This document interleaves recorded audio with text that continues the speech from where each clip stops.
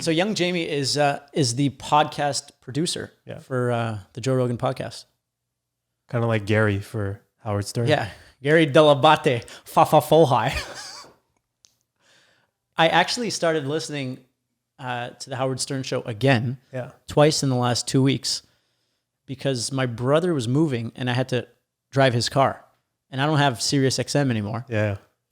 And I put on the Howard Stern show, Howard 100, and it just reminded me of like, God damn, this is so good. It's like him just bitching and complaining and being funny in it and screaming at Gary and screaming at everybody. Yeah. It just feels so good. I felt like at home, and like the fact that I was starting this show, I was like, I needed to hear that, because he has like a different thing. It's not a podcast. It's just the show. They do it every morning. Yeah. And they're like a small, poorly run family business. Well, the inside is chaotic, like a family business, like I've been in. Yeah. Perhaps you've had experience. And they get the job done.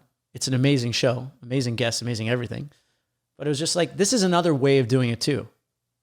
Because obviously the Joe Rogan thing, just come in, let's talk, let's shoot the shit.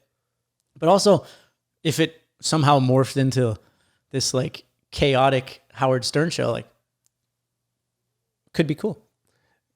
Did it bring you back memories? Because I know, like, I've known you for a long time, and we've listened to Howard Stern for a long, long time.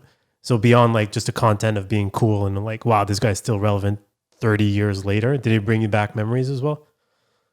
Totally. I didn't listen to it all that long, but it just gave me this like beautiful dose of nostalgia. Okay. It just gave me a warm, fuzzy feeling. Yeah. I think that's what I love about the Howard Stern show, and the just the good feelings that you get from it, because it's that nostalgic feeling that you've been listening to your whole life. It gave me the fuzzies. And sorry, I lost myself there, but the idea that like I've been listening to him so much over the years that he became part of my routine. He became part of my extended family. Yeah. Like I would drive half an hour to work every day, every morning. I'd listen to Howard, I'd listen to Robin and Fred doing the insane sound effects, and his frustration with absolutely everyone other than Robin in that place. And like, it reminded me of my dad, because I was a lazy fucker. Yeah. Back in the day, and he told me to be at work at 7. I'd be there at 8:03, like a piece of shit. Yeah. And it felt like a real guy. A real guy being very frustrated, but loving everyone. Like, I think he was so frustrated because he loved everyone so much. Yeah. And he still does. Mm-hmm. That's why he doesn't quit. Because he's like, yeah, Gary, producer of the Howard Stern show. Where the fuck else are you going to work? That's Who true. the fuck's going to hire you? That's true. Or who's the limo driver? Ronnie. Yeah. And he gets like movie gigs and TV show gigs and everything like that. Ronnie's amazing. Yeah. And it's a platform for like all the freaks in his surroundings to come on board. And that's kind of what I've always wanted to do.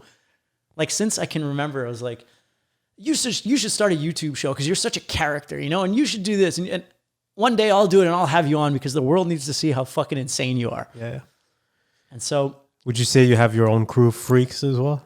Yeah, for sure. In my direct network and extended network, there's these amazing personalities that are just... They're not even from this time.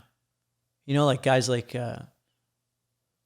Paul or George the Leb. Yeah. Or like even Masari, even all these characters that if they came on, like they're not freaks like the Howards. They're not freaks at all in that regard. But they're characters. They're movie characters. Yeah. These guys are like, they should be in movies. They're so good. But movies, and they don't even know they're in a movie. Mm-hmm. Just love that stuff. Cool stuff. Love Howard Stern. Howard Stern's great. What other podcasts do you listen to? I'm Joe Rogan. I listen to a couple of sports podcasts. There's a guy named Bill Simmons who just, he's kind of like the Howard Stern, but for sports. Started a long, long time ago. Okay. And he recently sold to Spotify as well for a nice check. And Very nice. Yeah. So Spotify's buying that real estate. Absolutely everybody. Why wouldn't they? They have the cash flow, mm-hmm. and they want to build that base. So crazy, man. Crazy. So what else? Trin, Olak, Trinception. Some going back on the Howard Stern, just because like this notion that he was kind of out of his element, not out of his element, but he's very different 30 years ago. And still today, no one has, arguably been able to touch him. He's still the same thing. All the guests want to go on his show, even though he says like the most controversial thing. As one of his guests or someone that wants to go on his guest, what do you think is the number one driver other than publicity that makes him want to go on his show? Is it just his ability to connect with people, to ask the right questions, or? Well, I think he's developed into an amazing interviewer. Yeah. And for a long time, like I wouldn't say he's very controversial now.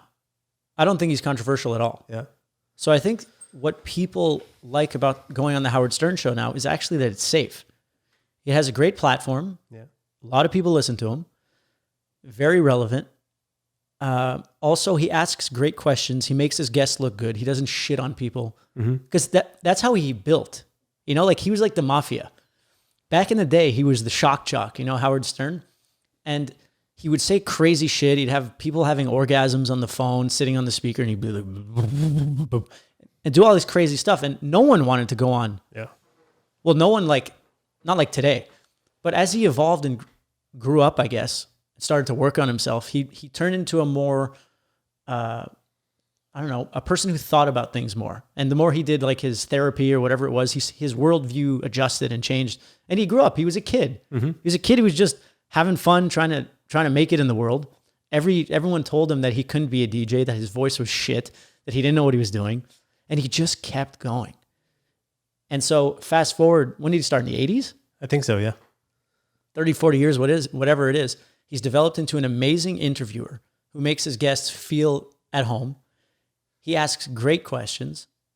And he's got his circus around there. So why wouldn't someone want to go on a show? Yeah, agreed. Right? Because he still has that perception to people who don't know him as this like wild guy. Yeah. But I don't really see him as a wild guy. He's like, goes to bed at 9:00. His wife's she saves cats and stuff. Yeah.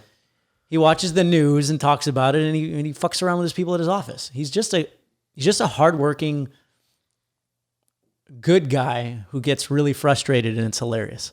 No, it's cool. And to this day, for him to still do what he loves, because he could have retired a long time ago, right? Totally. But he keeps going because I think he's got that. He doesn't want to. He's got a big heart. Yeah. He really feels, as much as like. Well, I think most people who watch him know this, that he has a big heart. But for the people who don't know, they might know him as the shock jock. But he's got a big warm heart, and he wants everyone to have a job and be safe. And like when he gets mad at someone, he's not mad at them. He's mad that like they're just fucking it up for themselves. Yeah. You know, so he's just like a father figure, and he doesn't want to let anybody down, which is like could be the downfall of him too. But he's got all these listeners who listen to him every morning. And I don't think he wants to let them down either. You know, like they have been listening to him every single morning. That's true. They are like morning coffee. Yeah. And that had to go beyond. Like he's the OG subscription model, right? Like for Sirius, like they were the first ones that had subscription because radio was free. Yeah. And so if you wanted to listen to him, you had to pay an extra premium. Yeah, because it was even more than just Sirius. Yeah. And above radio. But that's the power of the community they had. See, it's all the community. It's the community, it's the consistency, it's the like he didn't know what he was going to be, you know, in the 80s, what he was going to be today. Yeah. But he just kept going. He kept going and going and just naturally developing and showing up every day, not pivoting his strategy every 2 weeks. Yeah. And good for him. He's fucking awesome. Yeah.